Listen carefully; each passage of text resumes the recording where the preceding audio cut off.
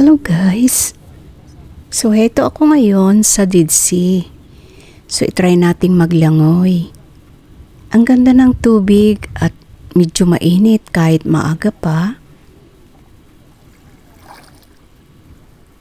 At syempre dito kailangan pag naglangoy ka ay dahan-dahan lang. Dahil yung tubig napakaalat, so kailangan hindi mailagay sa mata dahil napakahapdi kung ang mata ay nalagyan. So ito, kahit hindi ka marunong maglangoy, iibabaw ka talaga dahil lilitaw ka dito.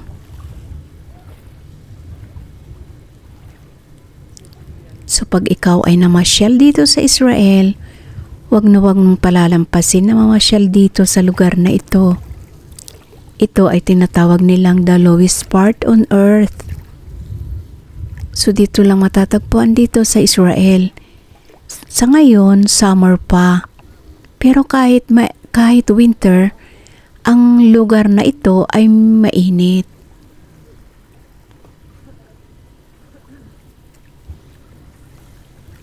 So nakikita nyo yan yung sa ilalim ay asin na po yan.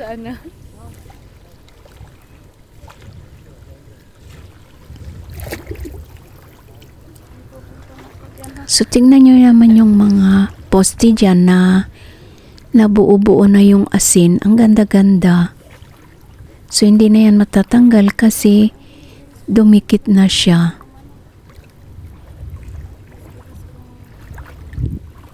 Kita nyo rin, pansin nyo rin, yung tubig ay walang alon kahit mahangin, pero hindi tulad sa dagat na maalon. So ang tubig na ito rin ay healthy, very healthy. Dahil ang asin, ang alat-alat. Dapat pala ganyan, te. Oh, sige. Ganyan.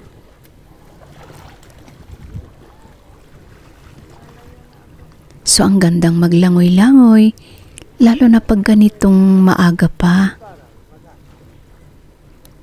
Dahil hindi pa mainit. Pero pag mamaya na, mainit na yung panahon, mainit na yung mataas na yung araw. Sa ngayon, maliwanag na pero ang oras ngayon dito ay alas 6 ng umaga. Kunwari nagre-relax ka. Yung kagaya ng ginawa ko, yung i-cross mo sa dibdib. Pero medyo mataas na rin yung araw. Hindi yung ginagawa ko kanina yung parang naka-cross. O diba, ang ganda-gandang maglangoy-langoy. Inililitaw ka kahit di ka marunong maglangoy. So ganito talaga dito. So sana nagustuhan nyo na naman ang aking i-share sa inyo ngayon. Maraming salamat sa inyong lahat sa panunood at pagsuporta palagi. So mag-comments lang po kayo. So ayan, ipapasyal ko kayo dito sa iba't ibang lugar ng Israel. Buti nga namili ako ng ganito, te. Oh, yung sapatos na. So ingat po palagi. Kagaya ng sayo. Sabi ko masakit sa paa to. Ang sakit ng puwit ko, nagasgas nga. Tingnan nyo naman itong asin na ito, dumikit na dito sa poste. Wala ang hangin, te. Ano? Ang tigas-tigas. So hindi ko makuha.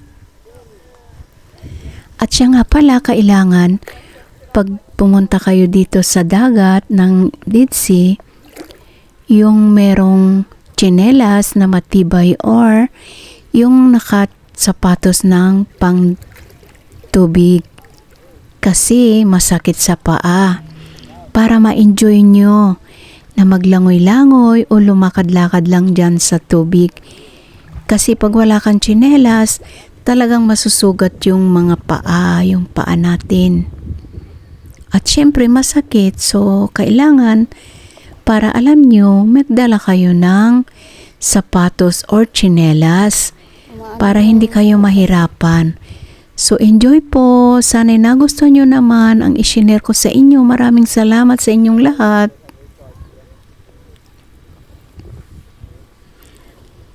O di ba ang ganda ng asin na ito.